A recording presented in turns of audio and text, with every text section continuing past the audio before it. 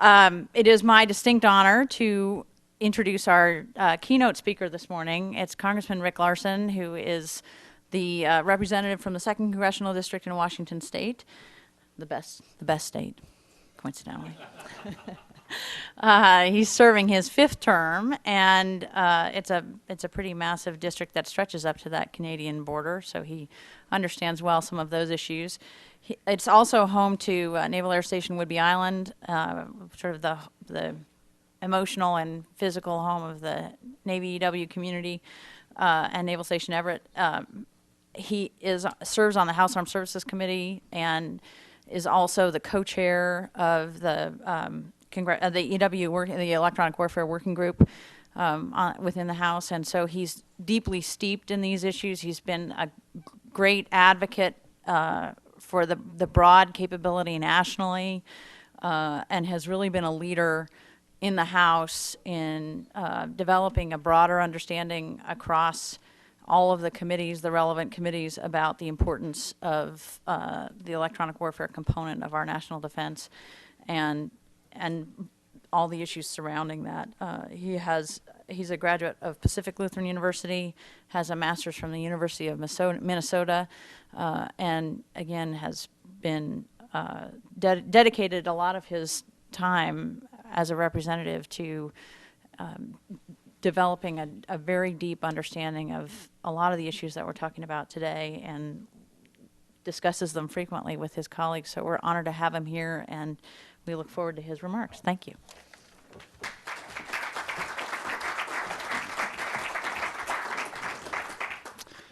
Thank you for the introduction and the opportunity to be here at CSIS.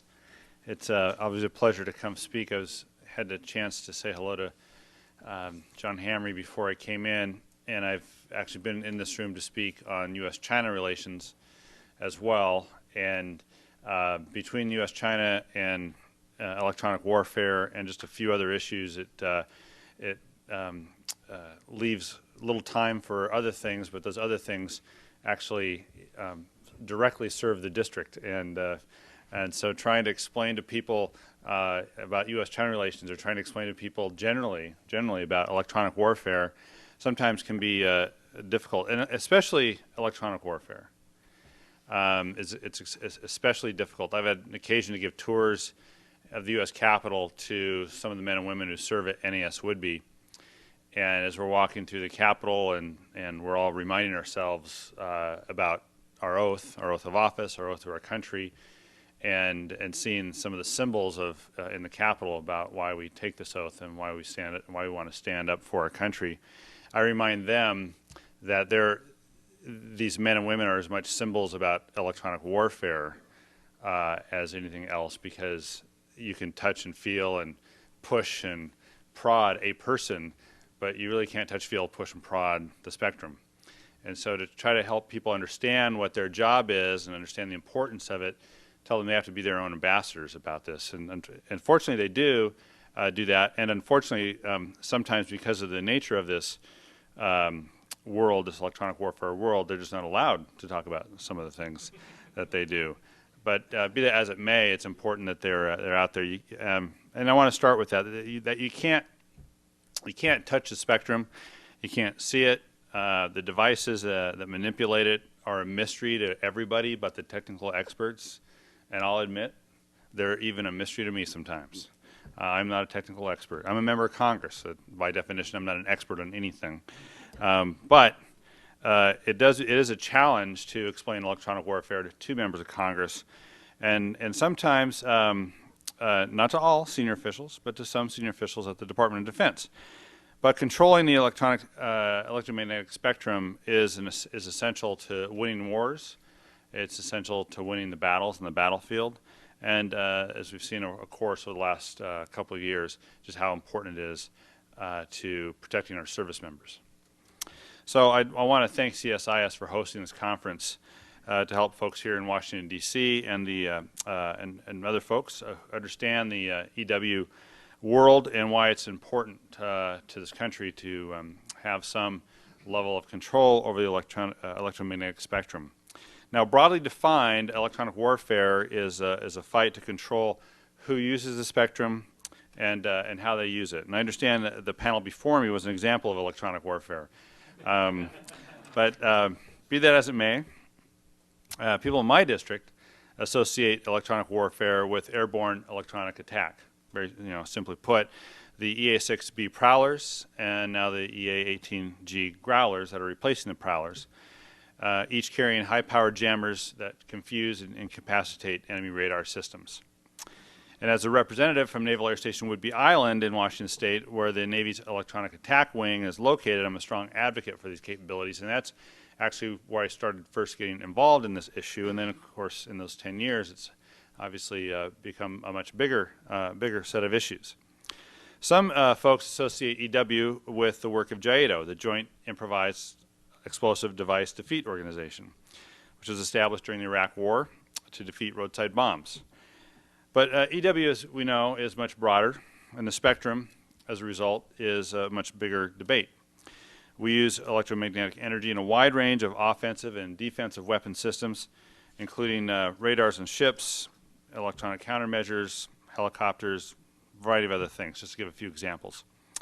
And the most visible and publicized example of EW in the last few years, of course, has been this fight in Iraq against improvised explosive devices. Insurgents in Iraq build IEDs, which are detonated by simple devices like cell phones and garage door openers.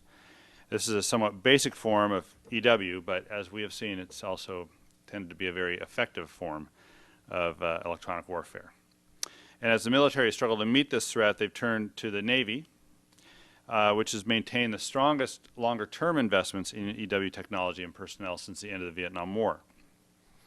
Now, many Navy electronic warfare officers from my district deployed with the Army and the Marine Corps to Iraq and Afghanistan to help deal with the spectrum. And nearly 250 technical experts from Naval Station Crane are currently working to support Marine Corps and Army jamming programs. And this is a success story. And we've made great progress in developing and deploying technologies that can defeat IEDs, and this has saved the lives of U.S. troops. But further, our military remains focused on this threat, and they've mobilized engineers to stay ahead of the new techniques that insurgents might develop, and the Army is as well as training EW experts to help win the ground EW fight. So in my view, the key issue, at least from a armed services perspective, is what happens after the clear and present threat of IEDs fade. What should we be doing to make sure we're focused on spectrum issues moving forward? So the Congressional EW Working Group, which I chair along with Representative Joe Pitts from Pennsylvania, we started looking at some of these issues in about 2008. We met with representatives from industry, and I understand we'll be talking to some industry folks later, from academia, and from the services, military services, to learn about what steps the Department of Defense should take to ensure that the department can continue to control the spectrum in the battlefield long into the future. And we published our findings in a report by the Association of Old Crows, a group that's made up of retired electronic warfare folks. It's entitled The Future of Electronic Warfare. And we recommended the Department of Defense focus on three key areas: training and readiness, technology, and leadership. On the readiness issues, we really concluded that EW capabilities, and this gets back to what I said at the beginning, EW capabilities are really human capabilities. You need to have smart, trained people who know what they're doing with it in order to do the right things with it. So we need to have a core group of highly trained individuals to help each service identify threats to the spectrum, develop and deploy solutions to these threats, and perhaps, I think most importantly, coordinate electronic warfare systems in the theater to make sure that we control the spectrum during those operations. There's been some progress on this issue. There are some examples of progress. The Army has established an EW training school. The Air Force announced the creation of a F-35 EW squadron. These are new organizations. They should yield long-term results as more people understand what EW is and why it's important. Second issue, though, is on technology and investment. And this is where maybe the next panel will be, a pretty good set of issues to discuss. We had a great set of issues to discuss a couple years ago when we put this report together with industry. So during times of war, our men and women in the field realize just how important it is to invest in the spectrum, and money usually pours into EW, frankly, in times of war. But during times of peace, EW is usually one of the first places that we cut because it's not as visible as ships and planes and tanks. Believe me, it's a lot easier to go home and fight for a ship, right, or a tank or a plane than it is to fight for a wave, right? Again, people can't see it, they can't touch it, they can't feel it. But that does not mean it is less important, and of course, in many ways, as we know, it's sometimes more important. So we do need to move away from this feast or famine mentality that we have in EW. The military, I believe, does need a continuing, stable, coordinated investment in EW technologies, even if the overall defense budget is flat or declines in the future. Now, further, the department needs to make sure that it's on the same page with private industry. The EW hardware that we're developing today will be around for years, if not decades, but, and this is maybe the discussion, a theme you just touched on earlier, and one that you will have to touch on later today. Commercial technologies that use the spectrum evolve much more quickly than the Department of Defense evolves practically doing anything. And I think this is why the Secretary, and this is not in my prepared remarks, but I think this is why the Secretary is really pushing hard on the department, both in terms of looking at what it ought to be doing and what it shouldn't be doing, as well as on efficiencies, because the department needs to find a way overall to move faster to keep up with the rest of the world. And this is especially true when it comes to electronic warfare and technology. So the military needs to work with private industry to make sure that we're making the right investments so that we can have high quality electronic warfare hardware as well as the software that can be upgraded when threats evolve. The final issue we looked at was leadership. And I think one of the most important things that we can take to improve our ability to control the spectrum is to improve EW leadership. Not that it's bad, it's really actually very good within the military services, at the joint level, and within the Office of Secretary of Defense. I think what the challenge we face is that it is, like much everything else, it's stovepiped in the department. And this is just not my view or the EW working group. The U.S. Strategic Command performed a capabilities-based assessment and determined that the lack of a unified EW leadership was the #1 problem facing the military's ability to control the spectrum. That is not having one view from DoD to kind of help shape what our response to EW will be and what our investment into EW will be. So creating a leadership structure for EW would create a more obvious career path for EW specialists and higher ranking leaders who would have then more clout when it comes to setting policy and fighting for resources. So a couple of things we might want to look at, and this we talked about in the report. Each service needs to have general or flag officer who focuses on EW. There should be a joint organization, and call it what you want. I have Joint Center of Excellence, but if I say that, then that's going to mean one thing to one group of people and one thing to another group of people. Frankly, I'm in the business of I don't care what you call things. Here's what you ought to do, is sort of my business.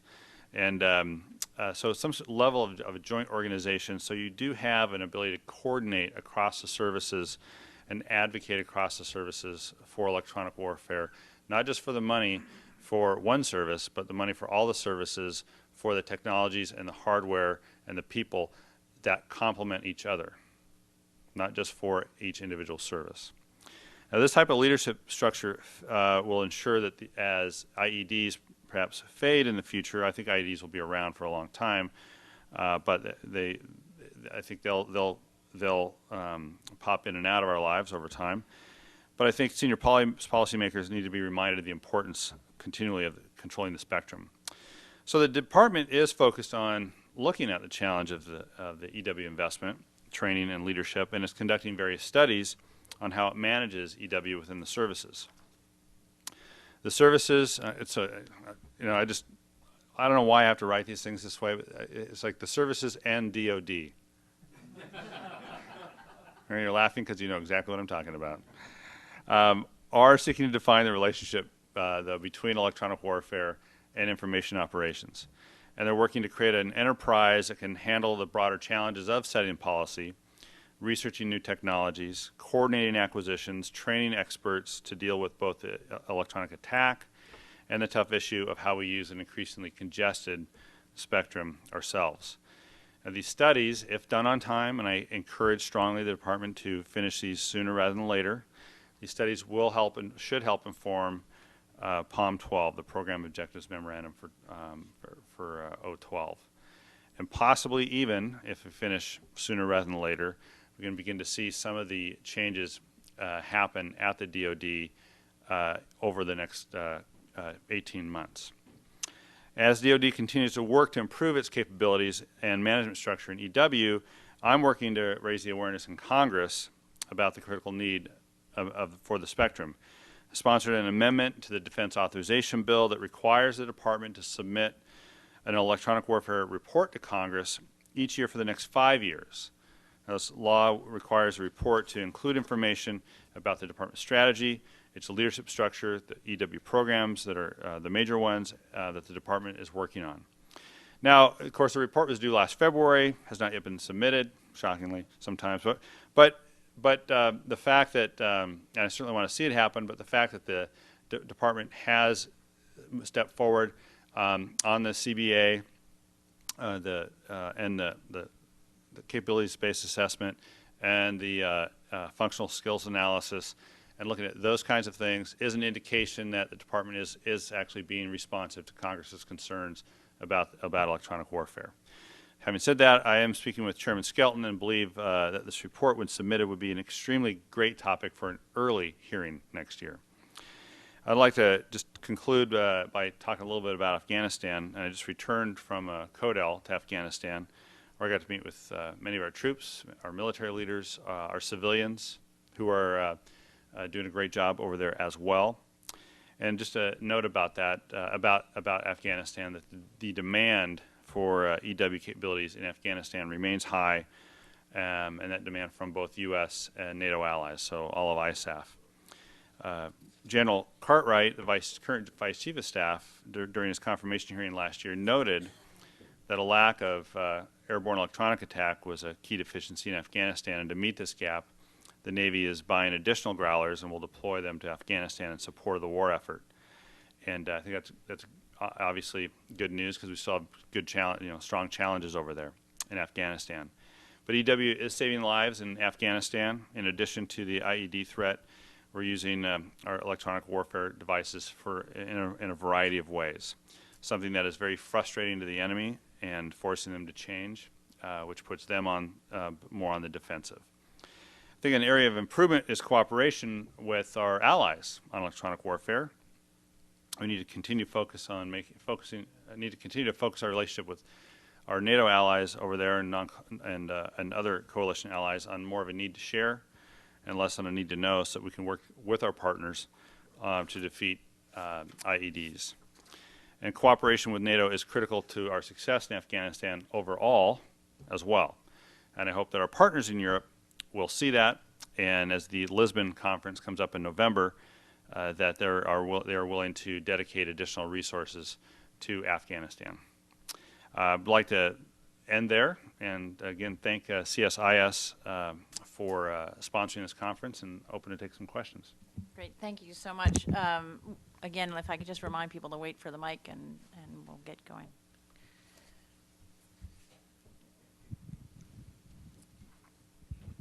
Hello. Yes, John Chapin from MIT. Thank you for your remarks. I'm a technical guy, and I just wanted to make sure you were aware that Do this in English then. So at MIT, I'm already going, oh, I'm not going to get this right. Yeah. It's not going to happen. From a technical perspective, it would be highly desirable to design a single integrated system that performs both EW and comms, particularly in space and power-constrained ground units like a Humvee or something. You'd get much better deconfliction, you'd save a lot of space and power and so on. So that's a technically desirable thing, but it seems like we've got two completely separate acquisition structures and management structures and so on, and it gets very, very hard to actually see that happening. Do you agree that's desirable? Is the country moving in that direction at all? Yes, two questions. The second one I don't know the answer to, if we're moving there. The first one is, in my opinion, not knowing all of what you know, it is certainly where we ought to be going in principle. Mark Middaugh works for me in the back. He's making notes on this. He'll make notes on everything you say. Maybe not who you are, but certainly what you say. But I do think that, see, I think if we do the right things on technology, it would probably do a lot to force the services to break down their own barriers. And actually in Afghanistan, what ended up happening is you had Navy officers showing up in some of these battalions and folks saying, why you know, what color uniform is that and why are you here? And then after they found out why they were here, they wanted more. They wanted more of our Navy folks, and then they wanted to find out, well, what for the Army is like, what do we need to know basically, so we can start doing this ourselves, and you guys can get back, whatever in your airplane and do what you're supposed to be doing, and that's what we ought to and we ought to be learning from each other. The services ought to be learning from each other on that. That I would count as a positive experience out of a very tough and difficult one. But it's that kind of attitude as well that needs to migrate into how we look at acquisition, especially in an era of tighter budgets, especially in an era of more congested spectrum. And whether it's your idea or someone else's, I don't know, but that's the principle I believe that we ought to be pushing towards. And I know there's going to be 9 out of 10 people will tell me why it can't happen, as well. But that's the way of the world in this job sometimes. Yeah. Let's go way in the back, and then we'll come up here and go over there. I have two things. First one is a point to the gentleman from MIT. OSD is working on the jammer and communications solution. But Could you introduce yourself? I'm Tom Taylor, OSD NII Spectrum. I write policy and do programs. So we are working on that solution, but it's all R&D right now, and how to turn that into a capital investment for DoD is very challenging. We are trying to write roadmaps to that solution, so I'd be interested in talking to you later. Change subject completely, sir, to you. The political challenge of getting training ranges for electronic warfare inside the United States seem to be almost insurmountable. Do you see a way around that, or is there an approach we can take to get electronic warfare training inside the borders of the United States, even given the National Broadband Plan and the explosion of new technologies, given that these new technologies are actually what we're trying to jam against because they're creating the bombs that go boom? Yeah, well, we have a challenge there, Tom, because the same technologies are the ones that are running our economy as well, running our economy. And these days, if you talk to any member of Congress right now, they'll tell you what's the #1 issue. Running the economy. It's the economy. Stupid or not, it's the economy. And when times are good, that same technology, actually, no, a very different technology will be running the economy because the technology will evolve. So I recognize, again, I recognize the political challenge. I didn't bring the solution for you today. I know you had a discussion about an element of that political challenge earlier about the use of the spectrum for defense purposes, for security purposes versus economic purposes. We are not there yet, I think, in the discussion. That is, we're not to a solution yet in the discussion about how best to allocate that spectrum.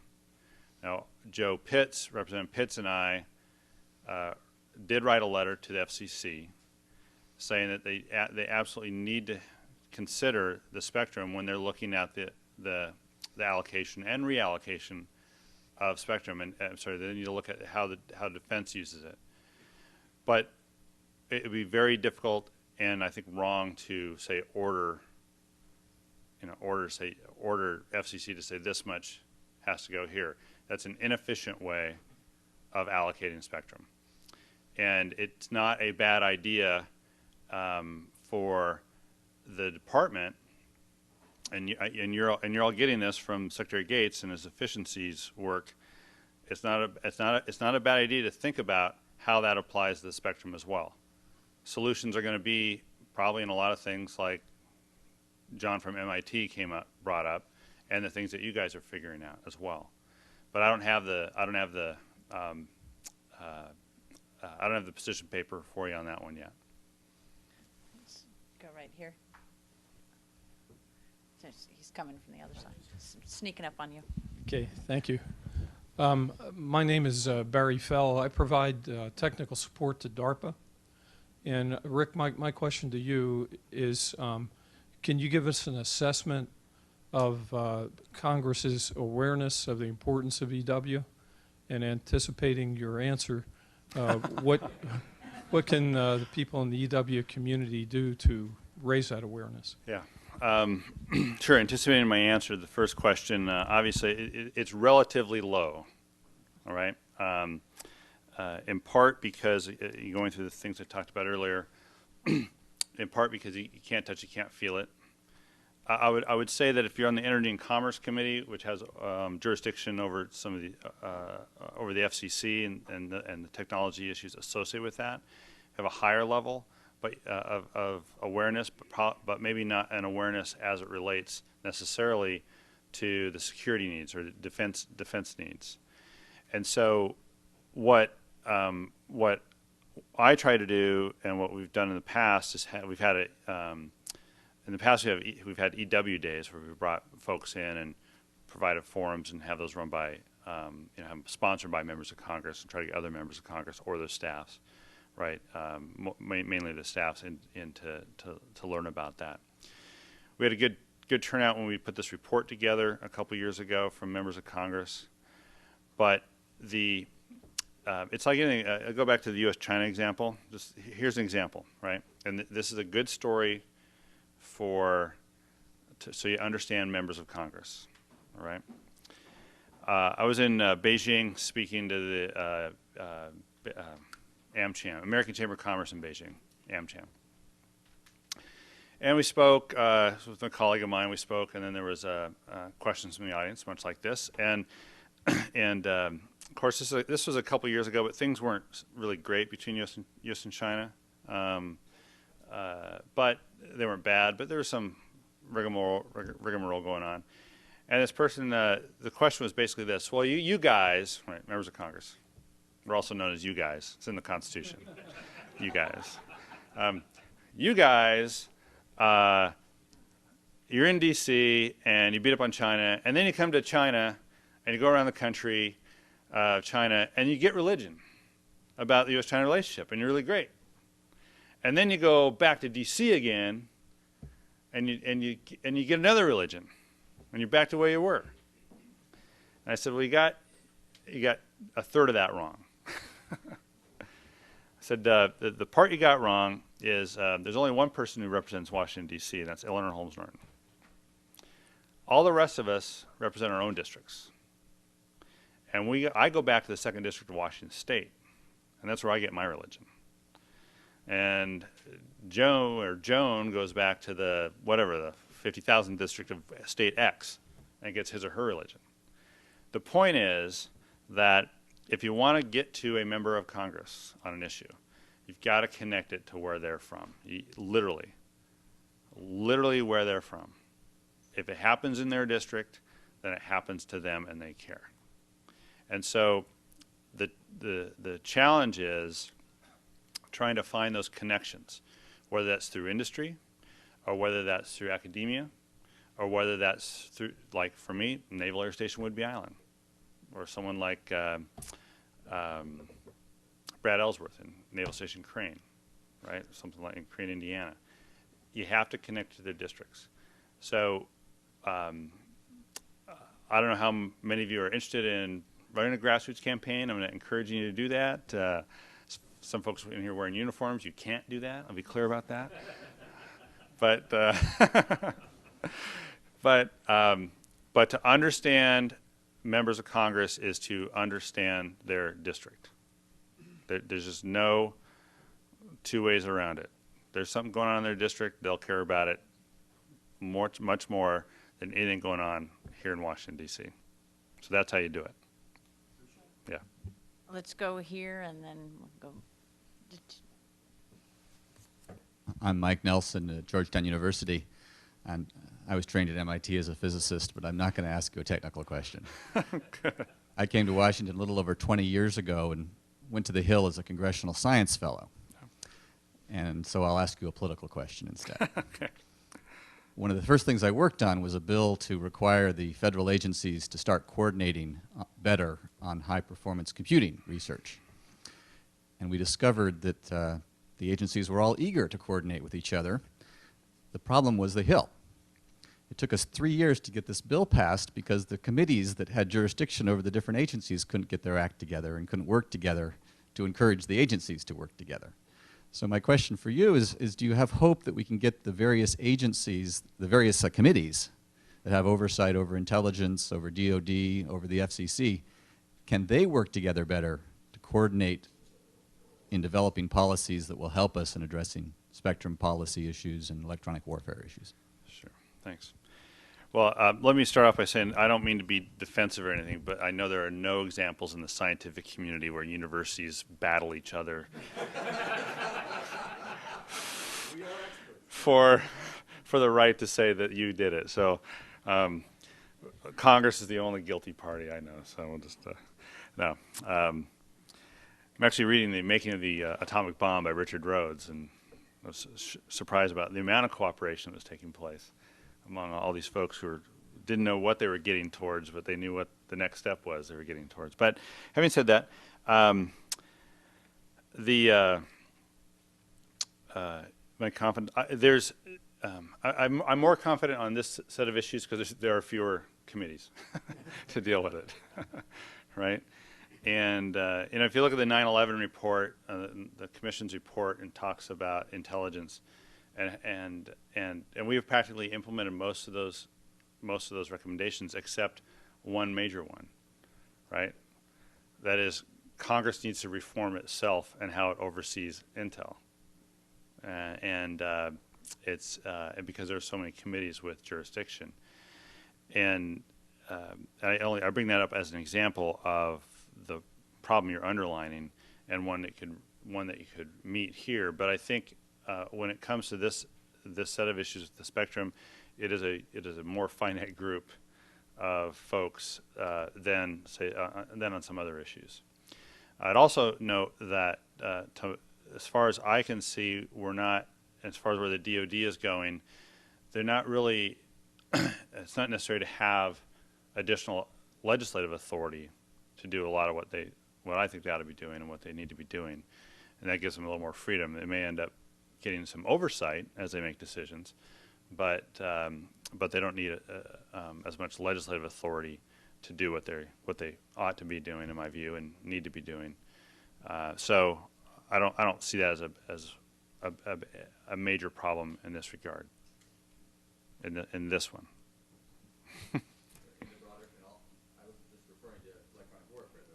Well, I'm here to talk about on all the spectrum. Well, I mean, but in spectrum, yeah, it's energy, commerce, it's us, it's going to be Intel. But again, from my assessment, the world of what needs legislative fixing is relatively smaller compared to what you can move forward on without legislative authority. Relatively, it's all relative. Good morning, Congressman. Brian Hinckley, recently retired Navy captain, 27 years from your district. Great. From EA 6B World. I'll tell you, first of all, thank you for your advocacy, because it's been tremendous, and you and Representative Pitts have been by far the leading advocates across the country, and it's helped us in DOD. The second point, I wanted to say that we're making great strides, I think, in EW and spectrum with the inextricable linkage between the two. And we've got spectrum experts and EW experts, and we're all sitting in the same conference together. So that's a good thing. And we weren't there. And a great start. Yeah. We weren't there a few years ago. And so we're moving in the right direction. My question is, I know you've been very helpful in mandating through amendment to make sure that the Department of Defense, the services, were held accountable to provide to the Congressional EW Working Group, or to provide to Congress, their EW slash, let me group in their electromagnetic spectrum operations, their strategy on an annual basis. So my question would be, have you had any progress in that, and would you be able to enforce that? Because I think it's an important part for DoD. Yeah. I mentioned this in my talk, but I'll expand on it a little bit.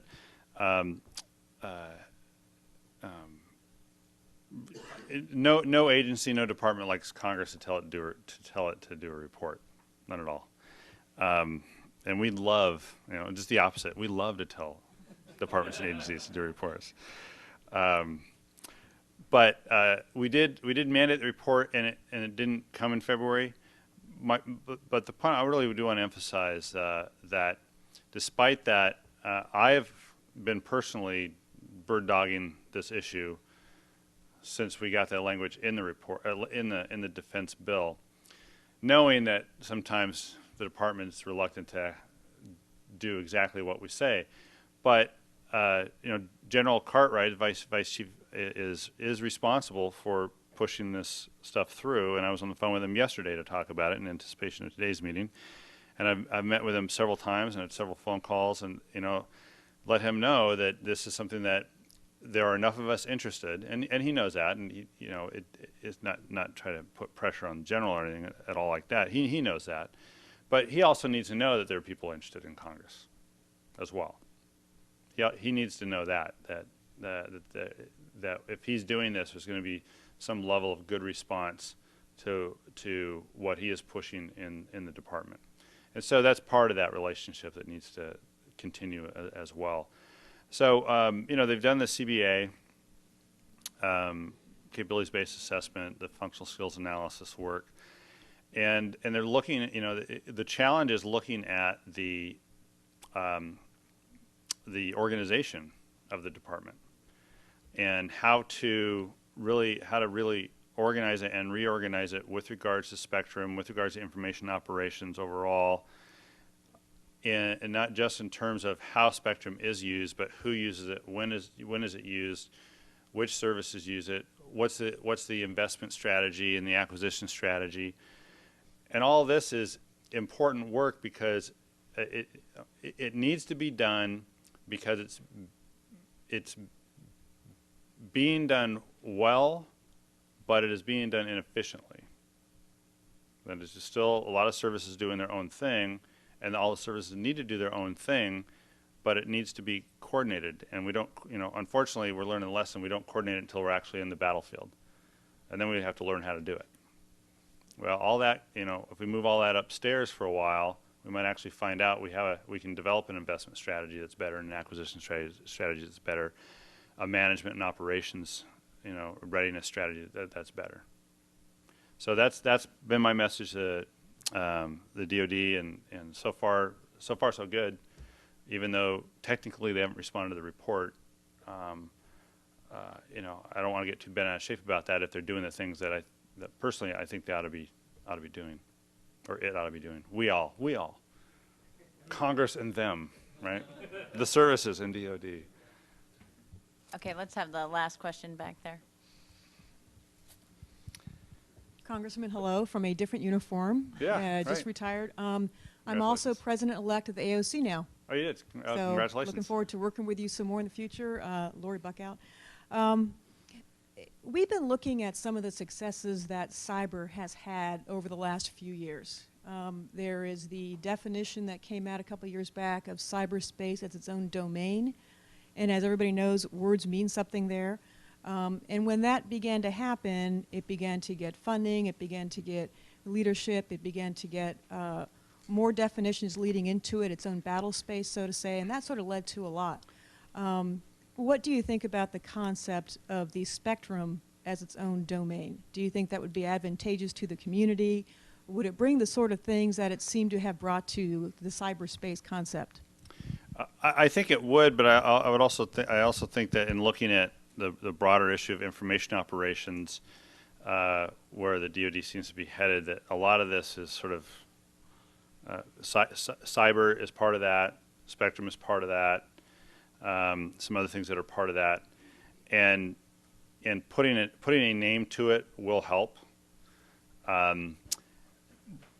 If putting a name to it, so I would say that cyber is getting a lot of attention because if the president's talking about it, or if the secretary's talking about it, then I know a lot of the folks in uniform start thinking about it. A lot of the folks in the academic community and the industry start thinking about it too. And so I think it might be more important about who says the word as opposed to what the word is. What I've been trying to do is to continually beat that drum about we need to be saying these words at the highest levels, so the attention is paid and people say, yeah, we may want to be a part of that. So you call it spectrum, call it what you want. It's a matter of trying to make sure the leadership is there, saying it's important to do, organizing it so it's important across the services, within OSD and then therefore across the services. So the investment, the acquisition strategy, the training strategy. Great job, by the way, in the Army. So all of that is being driven by the leadership in the country. That's how I would put it. Yeah. Okay, Congressman, thank you so much for your time this morning. We Thanks very a much lot. appreciate you coming.